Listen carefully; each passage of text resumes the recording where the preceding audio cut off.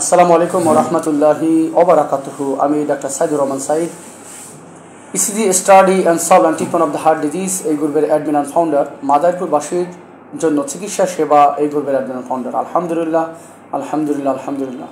আল্লাহ সুবহানাহু ওয়া তাআলার কাছে লাখো কোটি শুকরিয়া যে আল্লাহ সুবহানাহু ওয়া তাআলা মানুষকে সেবা করার মতো যোগ্যতা দান করছে, এই জন্য আল্লাহকে শুকরিয়া আদায় করতেছি।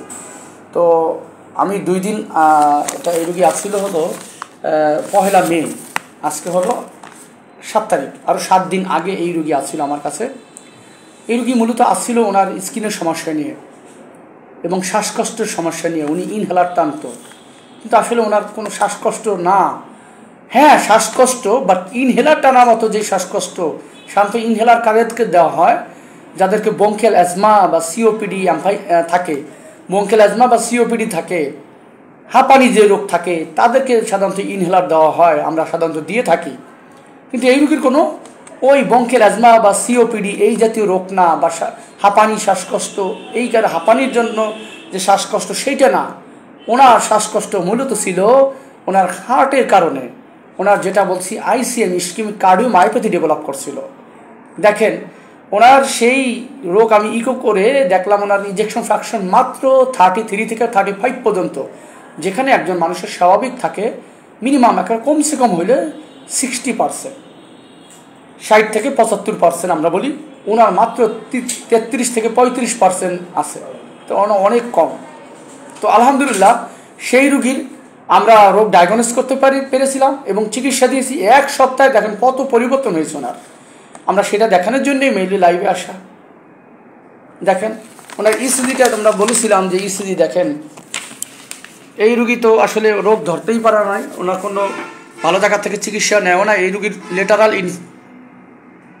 লেটার ওয়াল ইস্কেমিয়া ছিল, এই দেখেন লেটার ওয়ালে ইস্কেমিয়া ছিল।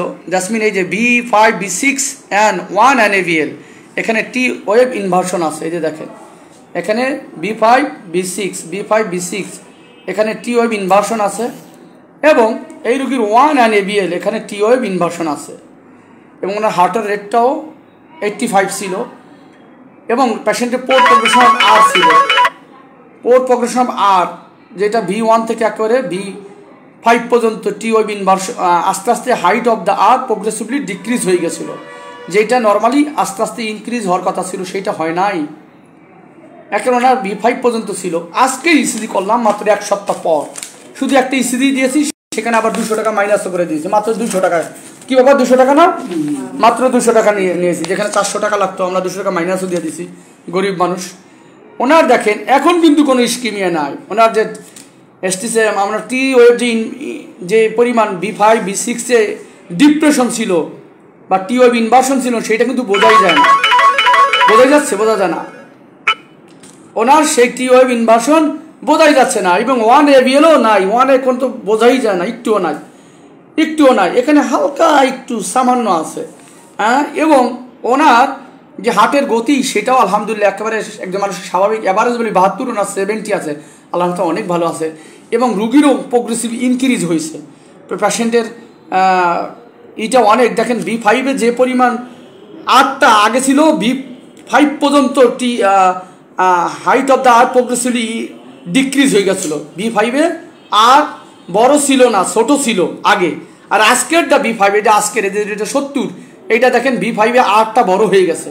তার মানে কি প্রপার চিকিৎসা পাওয়ার কারণে ওনা হয়েছে। কিন্তু B5 আগে দেখেন এইটা কিন্তু B5 এইটা দেখেন কতটুক অল্প, একেবারে অল্প একটু ছোট, একেবারে ছোট, যেটা এতটুক মাত্র 5 মিলিমিটারও কম, 4 মিলিমিটার ছিল B5 এ। 1 সপ্তাহ চিকিৎসায় দেখেন সেখানে B5 এ এখন সেইটা 9 মিলিমিটার হয়ে গেছে। তা আলহামদুলিল্লাহ অনেক ইমপ্রুভ হয়েছে।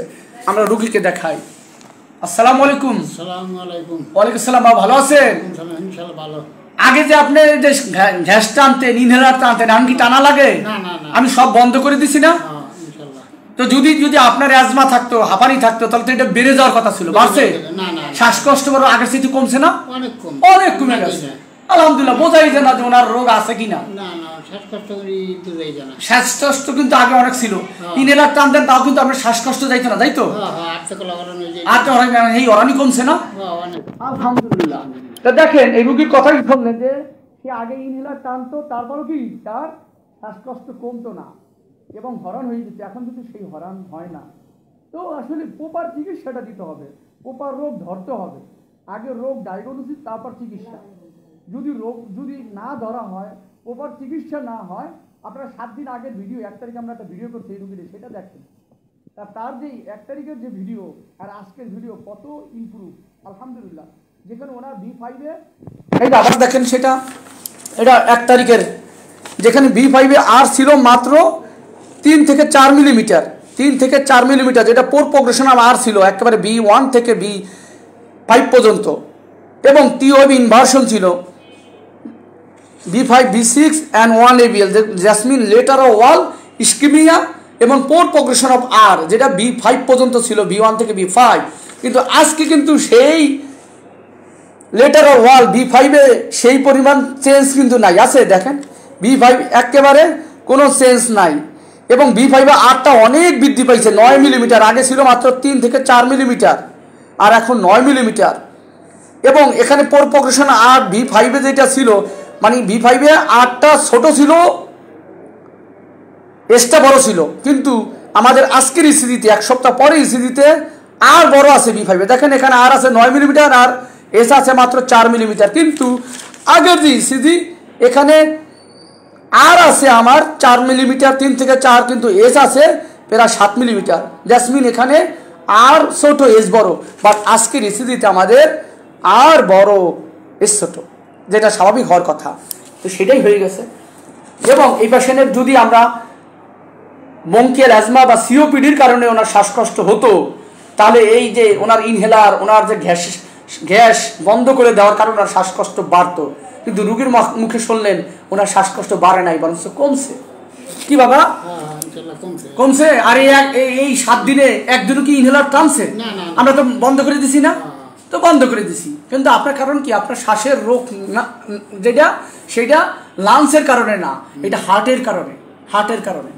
তো আলহামদুলিল্লাহ, আল্লাহর কাছে লাখ লাখ শুকরিয়া যে ওনার রোগটা ধরতে পেরেছি আমরা, এবং রোগ ধরার পরে রুগীর অনেকটা ইমপ্রুভ হয়েছে, এবং ওনার স্কিনের যে সমস্যা সেটাও অনেকটা কমছে না বাবা? চুলকানি অনেক কমছে। ওনার আমাকে ফোন করে দিয়েছিল যেদিনকে সে প্রথম ওষুধ খায়, 1 দিন 2 দিন, হ্যাঁ একটা ওষুধ 1 দিন 2 দিন খাইলে সমস্যা হতেই পারে, আপনারা তখন ডাক্তারের সাথে যোগাযোগ করবেন, তখন ডাক্তার কিন্তু তোমার চিকিৎসা ওকে বলে দিবে, ওনাকে আমরা এখন আর সমস্যা নাই, আল্লাহ ভালো আছে, উনি ভালো আছেন। তো সকলে দোয়া করবে আমার রোগীর জন্য, আল্লাহ পরিপূর্ণ সুস্থতা দান করে। ভালো থাকবেন।